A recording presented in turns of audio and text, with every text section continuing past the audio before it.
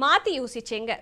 நாமக்கல் மாவட்டம் பச்சுடையாம்பட்டி புதூர் கிராம விவசாயி கோ மதிவாணன். இவர் இம்மாவட்ட வேளாண் அறிவியல் நிலையத்தின் தொழில்நுட்ப ஆலோசனை மற்றும் வழிகாட்டுதலோடு நாட்டுக்கோழி வளர்ப்பும் மற்றும் சமுதாய கோழி குஞ்சு பொறிப்பகமும் வைத்துள்ளார். இன்றைய வேளாண்மையில் நேரடி தொழிலாகவும் உபத்தொழிலாகவும் நாட்டுக்கோழி வளர்ப்பு சிறந்த பயனை தருகின்றது என்பதனை எடுத்துரைக்கின்றார்.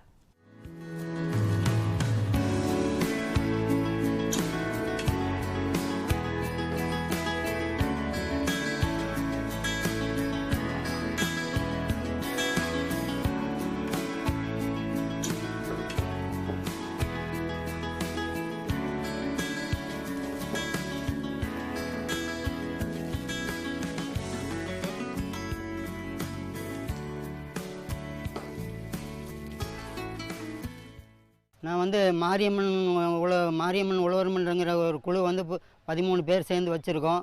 அந்த 13 பேர்த்தில் வந்து நான் வந்து தலைவர், மூவேந்தங்கிற ஒரு செயலாளர்.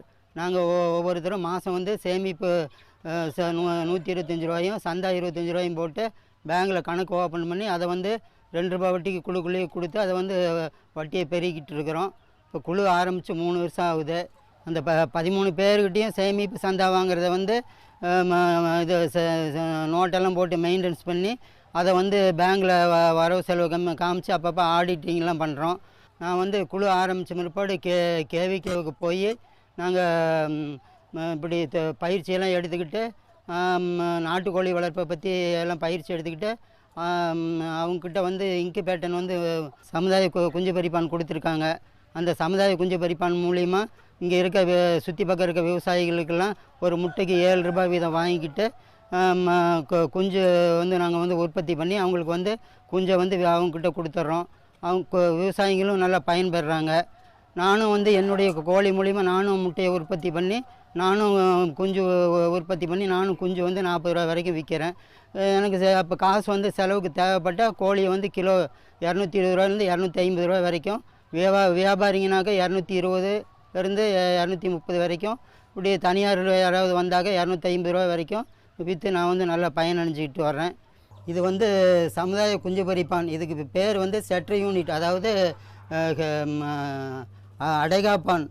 இது வந்து விவசாயிகள் வந்து கொண்டு வர முட்டையை வந்து நாங்கள் இதில் வந்து வச்சு நல்ல முறையில் குஞ்சு பராமரிப்பு செஞ்சு கொடுக்குறோம்.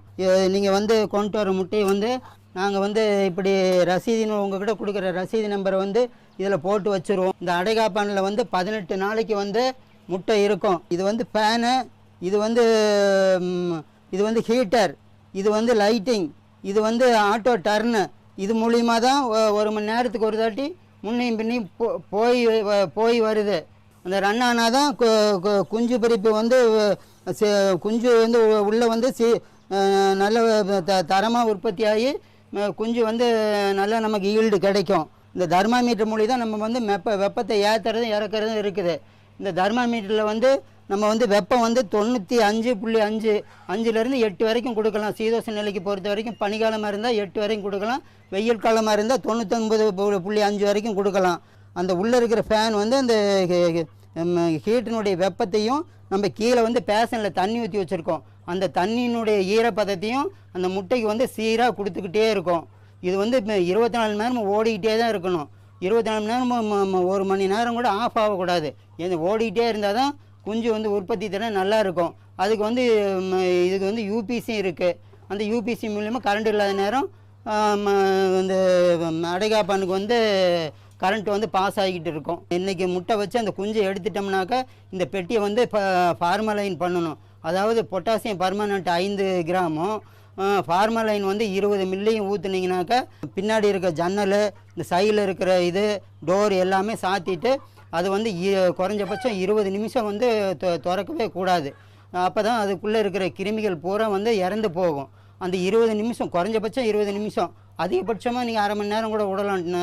மறுபடியும் இந்த டோரு, ஜன்னல், சைடில் இருக்கிற இது எல்லாத்தையும் திறந்து வச்சு குறைஞ்சபட்சம் 20 நிமிஷத்துக்கு அந்த ஃபேன் வந்து ஹீட்ரு வந்து ஆஃப் பண்ணிடணும்.